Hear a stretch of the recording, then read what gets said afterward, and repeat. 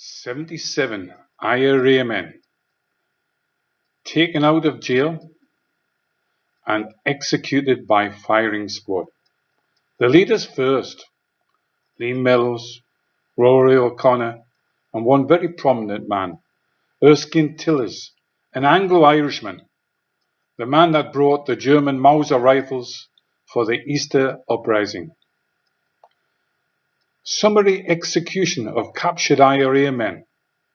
One barbaric example, 9 IRA, hands tied, feet tied together in a circle with a landmine placed in the center. After detonation, limbs and body parts everywhere.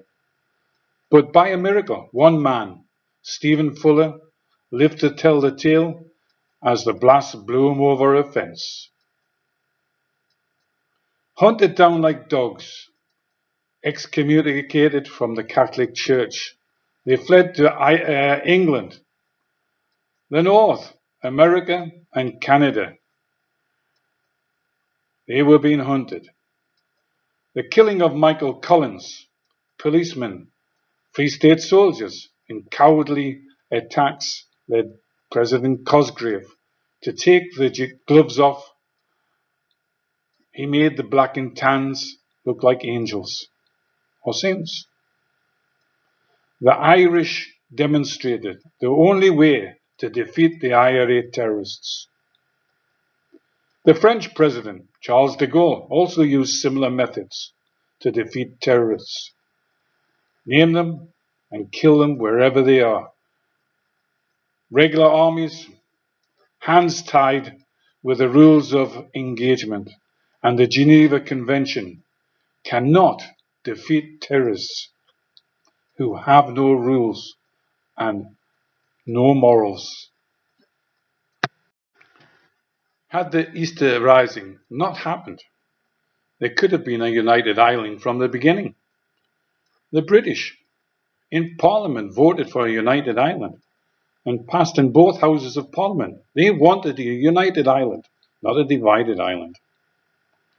Maybe the killing of 200 British soldiers as they were sent to put down the Easter Rebellion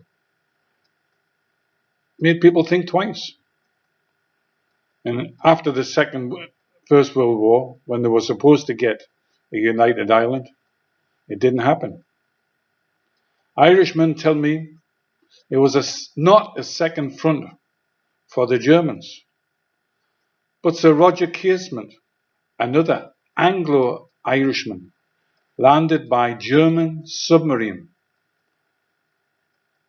He had organized the delivery of a massive supply of arms and ammunition, fortunately for the English, intercepted by the Royal Navy. The Germans were hoping for a second front. Maybe not all Irishmen. Many Irishmen were there fighting for the British in the First World War. Another comment I had was the Easter Rising was because the English were talking about conscription and sending all Irishmen to the front. But it never happened. There was enough Irish volunteers, north and south of Ireland. One thing about Irish history that I still do not understand is why the Irish voted for Eamon de Valera, Irish American, as Prime Minister. Was he not the cause of the Irish Civil War by not accepting the democratic decision of the Irish people to accept the treaty brought back by Michael Collins? His hatred for the British was so evident in the Second World War by being neutral in the fight against Hitler. He even punished Irish volunteers for fighting fascists and Nazis. He made them carry a book so they could not get employment in Ireland. Why punish people fighting the Nazis? Yet on the other hand, he and the Catholic Church allowed in SS soldiers who were being hunted in Europe. He allowed them in the back door to get into Ireland for safety. Men that had committed horrendous crimes against Jews and everybody. No wonder Winston Churchill didn't like the man. As a soldier stationed just north of the New Lodge Road, I had to attend a meeting, and the prominent speaker was a woman called Bernadette Devlin. She married a guy called McCluskey, married named McCluskey. She pointed to the armoured car I was sitting in and said, "Once we kick them British bastards out of Northern Ireland, we'll then sort out the Southern Irish." She didn't say A or the Republic, she said the Southern Irish. So the IRA even want to get revenge on a lot of people in Southern Ireland. Hard to understand, isn't it? I now understand Ulstermen and women not wanting a united Ireland. When you just look back at what they've done in the last 100 years. Irish Catholic nuns throwing babies and children down into a sewage pit, not giving them Catholic burial. Women put into slavery in washhouses, cleaning. Their crime? Having a child out of wedlock. But no punishment for the young boys that did the deed. And you start to understand why Ulstermen do not want part of United Ireland. But there again, all down the line, it's been Spanish, French, Germans, Americans, and now the EU stirring all this trouble between the British and the Irish.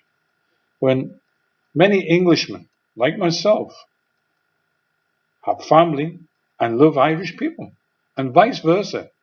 The majority of us in Ireland and England want good relationship. And I honestly think now is the time for a united Ireland.